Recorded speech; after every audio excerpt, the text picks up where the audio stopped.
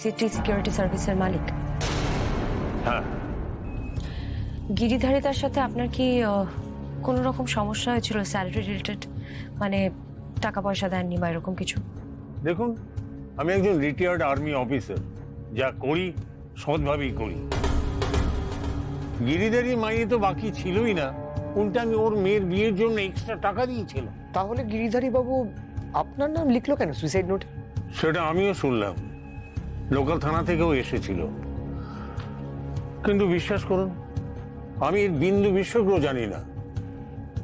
গিরিধারী দাস তো একা নয়, ও এই 1 মাসের মধ্যে আরো 3 জন গার্ড সুইসাইড করেছে। সবার জন্য কি আমি দায়ী বলুন? সে কি, তার মানে 4 জন? আর 4 জনই আপনার এখানে চাকরি করতো? হ্যাঁ করতো, তা আমি কি করবো বলুন? দেখুন, আপনি হয়তো দায়ী নয়, কিন্তু সন্দেহ তো হবেই। আচ্ছা, যারা সুইসাইড করেছে তাদের ডিটেলস দিতে পারবেন? হ্যাঁ পারবো, এক মিনিট। হয়তো যায়নি, কিন্তু কিছু তো একটা কমন ফ্যাক্টর আছে। সায়ক বর্মন বলছে সেটা কি কিছুই জানে না। কোনোভাবে গিরিধারীদা ভুলবশত সায়কের নাম লিখে রাখেনি তো? দেখো, হিউম্যান সাইকোলজি বলে সুইসাইড নোটে কোনো মানুষ ভুল বা মিথ্যে কথা লেখে না। আর তোমার কি সাইকোলজি ছিল? না না, আমার ইকোনমিক্স ছিল। সাইকোলজি আমার খুব ভালো লাগে। আমার ইকোনমিক্স পড়ার ইচ্ছে ছিল, কিন্তু বাবা বলল পিওর সায়েন্স। তোমার বাবা কি করে? বাবা পুলিশ অফিসার ছিলেন, এখন তো মারা গেছে। I am sorry. না না, ঠিক আছে। আচ্ছা, তুমি কি বলছিলে? হ্যাঁ, বলছিলাম এই সায়ক বর্মন একজন রিটায়ার্ড আর্মি অফিসার। উনি যদি সত্যি দোষী হতেন, উনি কিন্তু সবার আগে পালাতেন। না পালিয়ে ভালো মানুষ সেজে থাকাটাও কোনো চাল নয় তো? হতে পারে। স্যার বলেন সন্দেহের তালিকা থেকে কাউকে বাদ রাখতেন।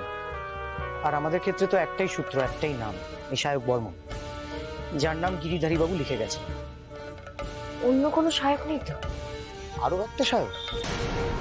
সিটি সিকিউরিটি বলে একটা এজেন্সি আছে, গত 1 মাসে তাদের 4 জন স্টাফ সুইসাইড করেছে। আপনি কি জানেন? তাদেরই পরিবারে একজনের থেকে তোমার নাম আর ঠিকানা পেলাম। এসে দেখি তুমি নিজে। কিন্তু আপনি সুইসাইড কেন করছেন? আমি ধনযাত্রী ব্যাংকের এজেন্ট। আমি অনেক কষ্টে কিছু লোককে জোগাড় করেছিলাম, যারা আমাদের ব্যাংকের নানা স্কিমে ইনভেস্ট করছিল টাকা। কিন্তু এখন শুনছি তাদের কোনো টাকাই আজ পর্যন্ত কোথাও জমা পড়েনি। আর যারা টাকা দিয়েছিল তারা এখন টাকা ফেরত চাইছে, তাই তো? হ্যাঁ। আচ্ছা, আমি অতগুলো টাকা কোথায় পাবো বলুন তো? আমি মা বাবা আমার আত্মীয় স্বজনের কাছে মুখ দেখাবো কি করে? তাই তো। সায়ককে আপনি চেনেন, তাই তো? হ্যাঁ, সায়ক রায়, উনি আমাদের ব্যাংকের ম্যানেজার। সায়কদাও কিন্তু আমার মতো এরকম এজেন্টই ছিল, কিন্তু খাটাখাটনি করে আজ এই জায়গায় পৌঁছেছে। আমার মন বলছিল গিরিধারীদা যার নাম সুইসাইড নোটে লিখে রেখে গেছে, সেই সায়কই এই সায়ক। আচ্ছা ভাই, তুমি তো এই ব্যাংকে এজেন্ট হিসেবে কাজ করতে, তোমার কাছে কোনো কাগজপত্র হবে, মানে অ্যাপয়েন্টমেন্ট লেটার বা সেরকম কিছু পত্র নেই? মানে অ্যাপয়েন্টমেন্ট লেটার বা সেরকম কিছু? না, আমাদের ব্যাংকে কোনো কাগজপত্র কিচ্ছু নেই। কোনো এজেন্টদের কাছেই কোনো কাগজপত্র নেই, যা হতো সব মুখে মুখে। খুবই বুদ্ধিমান লোক, কোনো প্রমাণ রাখেনি। আজ তো আপনারা আমাকে বাঁচিয়ে নিলেন, কিন্তু আমার মতো এরকম আরো কয়েকশো এজেন্ট রয়েছে। তাদেরকে পাবলিক খ্যাপা কুকুরের মতো ছিঁড়ে খাবে বলে খুঁজে বেড়াচ্ছে। আমাদের অধিকার আদায় করে নিতে হবে বন্ধুরা, নাহলে ব্যাংক কিন্তু আমাদের বাঁচতে দেবে না। আমরা কিন্তু ওদের কাউকে ছেড়ে দেবো না, বলে দিলাম।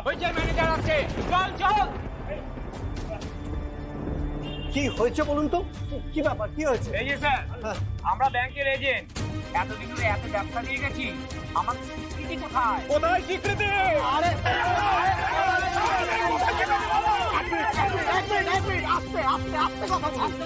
কানের করে এমন মারবো না, সব কিছু একদম বার হয়ে যাবে। শুনেছি নাকি অর্ধেক গ্রাহকের টাকা ব্যাংকে জমা পড়েনি, সেগুলো গেল কোথায়? আমরা গ্রাহকদের কাছ থেকে পালিয়ে বেড়াতে পারছি না। আমি জানি না, একজন সুইসাইড পর্যন্ত করতে গেছিল। তার যদি কিছু হয়ে যেত, তার জবাব কে দিত? আপনি।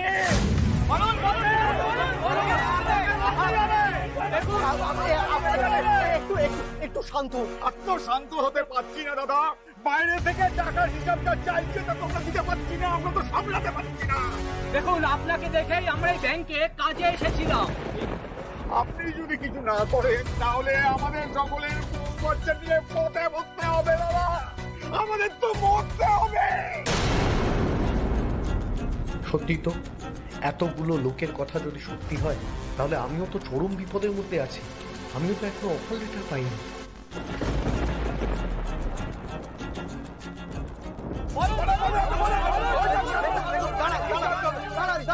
একবার আমার কথাটা শুনুন, একবার আমার কথাটা শুনুন, একটু শান্ত হন, একটু শান্ত হন।